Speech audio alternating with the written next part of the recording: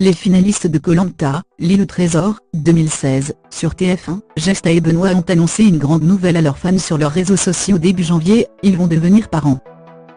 La belle Toulousaine âgée de 26 ans, est en effet enceinte de son premier enfant. Et depuis que c'est officiel, elle se plaît à partager les joies et les peines de cette grossesse sur les réseaux. Mais, pour que ses fans ne loupent rien, elle a pris la décision de créer un blog, vendredi 1er février 2019. Son premier article est consacré à ses 3 premiers mois de grossesse. La future mariée a tout d'abord rappelé que c'est en revenant de son voyage à New York avec Benoît, qu'elle a découvert qu'elle attendait un bébé. « Je faisais des tests tous les jours, tellement nous attendions ce moment avec impatience », a précisé Gesta.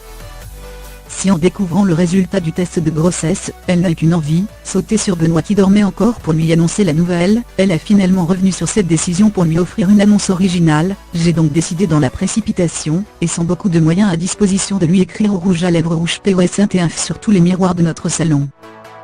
Bien évidemment lorsqu'il se réveille, tête dans le C, il ne voit pas les grosses traces de rouge à lèvres sur les miroirs.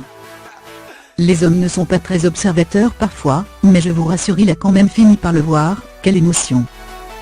Entre rire, larmes et sentiments indescriptibles, les tourtereaux étaient sur un petit nuage. Les semaines qui ont suivi n'ont toutefois pas été simples physiquement, mais surtout psychologiquement pour Gesta. Lors de son 2e mois de grossesse, elle a eu de vraies angoisses.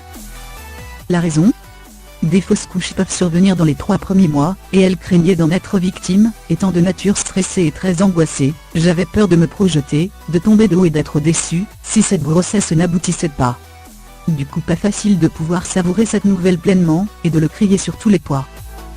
Gesta et Benoît ont donc pris la décision d'attendre l'écho des 3 mois pour annoncer la nouvelle à leur famille et proches. Il est vrai qu'entre état nauséeux, sautes d'humeur à répétition, insomnie et grosse fatigue, j'ai vraiment senti que mes hormones étaient en pleine ébullition et mon corps en pleine création. J'ai également appris que je n'étais pas immunisée contre la toxoplasmose, comme une grande majorité de femmes d'ailleurs, ce qui a développé chez moi en quelque sorte, une petite paranoïa sur ce que j'avais le droit de manger, ou non et ce qui était bon pour mon bébé ou non. Ce qui a été le plus compliqué à gérer pour la future maman, c'est de devoir attendre 3 mois pour faire une première échographie.